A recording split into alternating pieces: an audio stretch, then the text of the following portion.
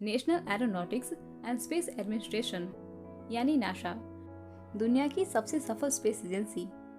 पर सफलता की किताब में असफलताओं के कुछ पन्ने ना हो, ऐसा हो ही नहीं सकता।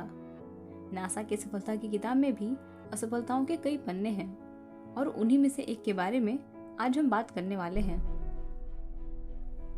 चैलेंजर डिजास्टर यह नासा के स्पेस प्रोग्राम की सबसे दुखद घटनाओं में से एक है, जिसने नासा के सिस्टम पर कई सवाल खड़े कर दिए थे।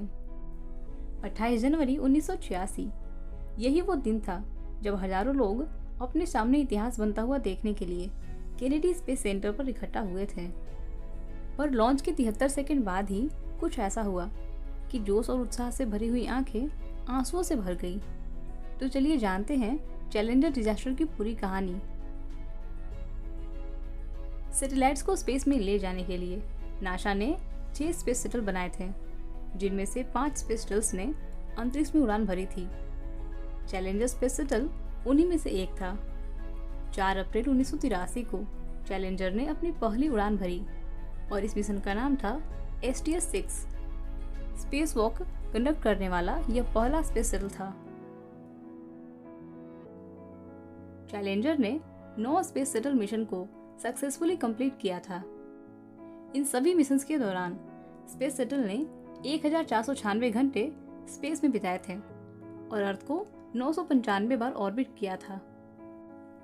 28 जनवरी 1986 को स्पेस शटल चैलेंजर अपने 10वें लॉन्च के लिए तैयार था। इस मिशन को STS-51L नाम दिया गया था।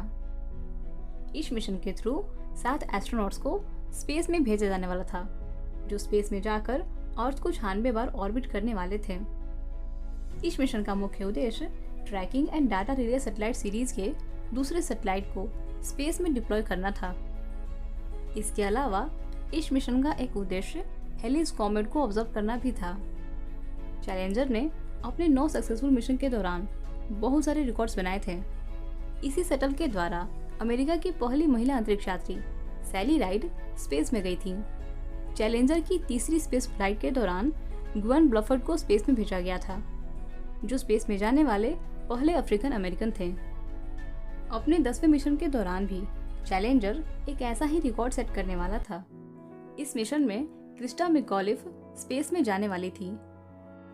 अगर यह मिशन सफल हो जाता तो क्रिस्टा मैकॉलिफ स्पेस में जाने वाली पहली टीचर बन जाती। पर ऐसा हो नहीं पाया क्योंकि लॉन्च के 73 सेकंड बाद ही स्पेस शटल में विस्फोट हुआ और इस दुर्घटना में 7 एस्ट्रोनॉट्स की मृत्यु हो गई। यह दुर्घटना इतनी भयानक थी कि विस्फोट के 1 घंटे बाद तक स्पेसक्राफ्ट के अवशेष अटलांटिक ओशन में गिरते रहे। कई हफ्तों तक स्पेसक्राफ्ट के मलबे को ढूंढने का प्रयास किया गया। मरे हुए एस्ट्रोनॉट्स के अवशेषों को खोजकर उन्हें टेस्ट किया गया और जिन अवशेषों की पहचान की जा सकी उन्हें उनके परिवार वालों को सौंप दिया गया। पर जिन अवशेषों की पहचान नहीं हो पाई उन्हें आर्लिंगटन नेशनल सिमेट्री में चैलेंजर मॉन्यूमेंट के रूप में दफना दिया गया। चैलेंजर डिजास्टर की वजह से नासा को काफी आलोचनाओं का सामना करना पड़ा था। इसकी जांच के लिए अमेरिकन डिप्लोमेट विलियम रोजर्स के नेतृत्व में एक कमीशन का गठन किया गया था, जिसे रोजर्स कमीशन कहा जाता है।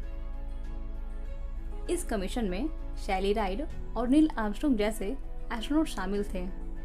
इसके अलावा महान फिजिसिस्ट रिचर्ड फेनमैन भी इस कमीशन का हिस्सा थे। जांच के बाद पता चला कि ठंडे मौसम की वजह से चैलेंजर के दाएं सॉलिड रॉकेट बूस्टर की ओरिंग्स ठीक से फंक्शन नहीं कर पाई, जिसकी वजह से गर्म गैसें आपस में मिल गई और स्पेस शटल में विस्फोट हो गया। इस दुर्घटना के बाद नासा ने 32 महीनों के लिए स्पेस शटल प्रोग्राम को रोक दिया था। चैलेंजर डिजास्टर के बाद स्पेस शटल में कई टेक्निकल बदलाव किए गए ताकि भविष्य में ऐसी कोई दुर्घटना ना हो सके। इस दुर्घटना में मारे जाने वाले 7 एस्ट्रोनॉट्स की याद में 7 एस्ट्रोनॉट्स का नाम उनके नाम पर रखा गया है। इसके अलावा स्पेस शटल के अवशेषों को Kennedy space centre visitors complex में रखा गया है। उस दिन उस दुर्घटना में भले ही उन 7 एस्ट्रोनॉट्स की मृत्यु हो गई हो, पर यह दुनिया हमेशा उन्हें याद रखेगी।